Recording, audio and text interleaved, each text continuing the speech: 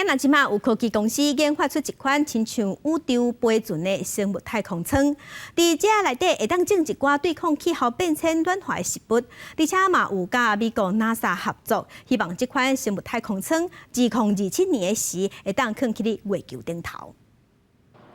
外观像宇宙飞船，内底所有各种的食物，甚至是农产品，总部位伫巴黎甲洛杉矶的升级公司生制实验室。伫2018年创立，因所设计的生物太空舱，悬大约5公尺，表面积55平方公尺，特殊的亚能型，对气流流动有帮助，快速加热也是冷却。那这款的设计是为着模拟太空人伫宇宙飞船内底的生活，未来内底作物也可以当种伫外太空。